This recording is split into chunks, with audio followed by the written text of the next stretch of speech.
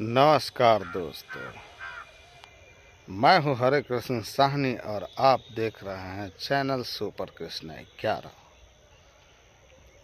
मूर्ख से मूर्ख बंदा भी अपने पैर पे कुल्हाड़ी नहीं मार सकता। जो बिल्कुल मूर्ख हो, समझ लीजिए कि वो पागल ही क्यों ना हो, वो माइंडलेस ही क्यों ना हो, लेकिन उसके हाथ में कुल्हाड़ी दे दीजिए और कह दीजिए कि अपने पैर पर मार ले, वो ऐसा कतई नहीं करेगा। लेकिन ओवैसी प्रधानमंत्री ओवैसी बच्चे के पैर पर कुल्हाड़ी निरंतर मार रहा है। ये कैसे संभव है? ये कैसे हो सकता है? 314 बच्चे कलेक्टर बनते, लेकिन उसे कलेक्टर नहीं बनने दिया जाता है क्योंकि वो ओबीसी समुदाय के SC ST ओबीसी, ज्यादातर संख्या ओबीसी का ही होता है। मान लीजिए आप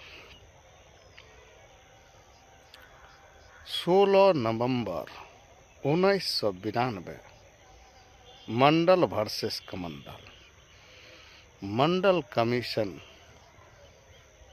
का फैसला आया। 52% आरक्षण उसमें दिया जाना था और दिया कितना गया? 27%। उसको भी क्रिमिनल एक्ट में ठूस दिया गया। अभी देखिए, मैं बताता हूँ। हरियाणा में चले जाइए तो हरियाणा में क्या कि 20 लाख जहां MBBS का दाखिला का फीस था, उसे बढ़ाकर 40 लाख कर दिया गया। तो किसके बच्चे प्रभावित हुए? समझने की बात है। किन लोगों के पास पैसा कम है और किन के बच्चे शिक्षा से वंचित किए गए, ये खुद सोच सकते हैं आप। अल्पसंख्यक अल्पसंख्यक अल्पसंख्यक अल्पसंख्यक अल्पसंख्यक कौन है? और वो लोग कौन है जो सबसे ज्यादा अल्पसंख्यक है लेकिन मुसलमानों को अल्पसंख्यक कहते हैं? उसका मैथमेटिक्स समझिए। मौर्य, मुगल, अंग्रेज,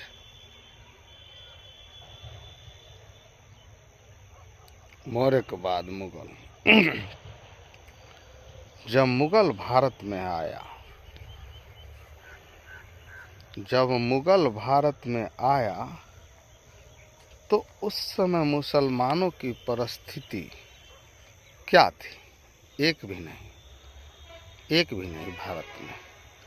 तो भाई इतना मुसलमान आ कहाँ गए से? कहाँ से आ गए? अब इसको समझिए आप। जब हिंदुस्तान में मुगल आए तो उस समय कुत्ता अगर तालाब में पानी पी ले, जानवर पानी पी ले, वो तालाब अछूत नहीं था। लेकिन शूद्र और अछूत तालाब में पानी पी लेता था तो उसको डंडे पड़ते थे। कुत्ता अगर बर्तन को जूठा कर दे तो उसे धुलाई करके घर में रख लिया जाता था, लेकिन अछूत अगर किसी बर्तन को छू देता था तो उस बर्तन को घर से बाहर कर दिया जाता था। तो मुगल जब हिंदुस्तान में आए तो अपनी चटाई पर इन अछूतों को बैठाना शुरू कर दिया। आओ बैठो चटाई पे, आओ बैठो पलंग पे, खाओ हमारे साथ। अब अछूतों को क्या लगा कि भाई हमें इज्जत और सम्मान मिल रहा है, तो हम क्यों न जाए इसके साथ। जानवर का नाता है सिर्फ पेट भरने से और इंसानों का नाता होता है पेट भरने के साथ मान सम्मान से। तब वो ज़्यादा अछूत तबका जो था, ज़्यादा वर्ग था, वो धीरे धीरे धीरे धीरे मुसलमान बनते चले गए। और फिर मुगल साम्राज्य का अंत होता है और सारा मुगल या मर खप गए या जो बचे थे वो ईरान चले गए। यहाँ रहते भी तो क्यों मॉब लिंचिंग के लिए, वो चले गए अपने देश। और जो बच गया यहीं के थे। उस समय ब्राह्मणों की संख्या 3% थी और अभी भी 3% ही है। जाट का गांव है, गुर्जर का गांव है, पटेल का गांव है, मराठा का गांव है, ब्राह्मण का कोई गांव नहीं। गांव में 2-4 मिलेंगे। तो अल्पसंख्यक ये 15% वाले अल्पसंख्यक क्यों और 3% वाले अल्पसंख्यक क्यों नहीं? क्योंकि सत्ता पर उनका पकड़ है। वो 3% लोग 97% संसाधनों पर कब्जा किया हुआ है, इसलिए अल्पसंख्यक मुसलमान है, ब्राह्मण नहीं। तो नरेंद्र मोदी क्या है? क्या ओवैसी है? इस मुगालफत में मत रहिए कि ओवैसी है।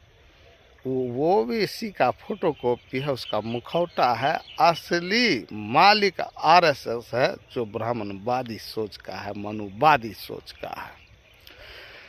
बाबा साहब भीमराव अंबेडकर, बाबा साहब भीमराव अंबेडकर 27 दिसंबर 1925 को मनुस्मृति में आग लगा दिया। क्यों लगाया? वो जानते थे उनके सोच को। तो प्रधानमंत्री ओवैसी नहीं है, वो एक मुखौटा है। अगर आपको जातिवाद से बचना है, जो आपको प्रताड़ित करता है, ब्राह्मणवाद से बचना है, तो ओवैसी के लोग, SC ST के लोग आरएसएस का गर्दन पकड़ लीजिए। आरएसएस को खत्म किए बिना देश में कभी न्याय हो ही नहीं सकता। इसकी कल्पना मत कीजिए, गलत फहमी में मत रहिए। तो बड़ी संख्या में लोग क्या यूं ही प्रताड़ित होते चले जाएंगे? क्या नीट के लिस्ट से 33,000 बच्चे का नाम गायब होते चला जाएगा? क्या कलेक्टर बनने वाले 314 बच्चे यूं ही गायब होते चले जाएंगे? आप इलाहाबाद के बच्चे को देखिए, लखनऊ के बच्चे को देखिए, दिल्ली में जाके धरना करते हैं कि 400 फीस दी, हम लोग का स्कूल में फीस बढ़ा दिया गया। तो कौन वंचित रहेगा इससे? किसका बच्चा वंचित रहेगा शिक्षा से, ये सोच सकते हैं। बहुत दिन तक संघ के विचारधारा में रहे द्रौपदी मुर्मू, लेकिन आदिवासी सोच अभी भी जिंदा है। इसलिए द्रौपदी मुर्मू का अगर स्पीच सुनिएगा, हालिया स्पीच, तो उसमें आदिवासी का जो दंश है, जो गम है, वो झलक जाया करता है। वो भरी महफिल में कहते हैं कि हमारे आने से आपको खुशी हुई या नहीं, ये मैं नहीं जानता हूँ, लेकिन आपके आने से हमको खुशी हुई है। शरद यादव कहा करते थे कि राज्यपाल है बूढ़ी गाय और राष्ट्रपति है सफेद हाथी। तो इस देश को कौन मुट्ठी में करता है? प्रधानमंत्री। और प्रधानमंत्री क्या है? ओवैसी का मुखौटा है, वो ओवैसी नहीं है। तो आपको अगर बचना है तो इस मुखौटे से बचिए, असली नकली चेहरे में फर्क समझिए। आप लोग हमारे साथ जुड़े रहे, बहुत बहुत धन्यवाद आप लोगों का।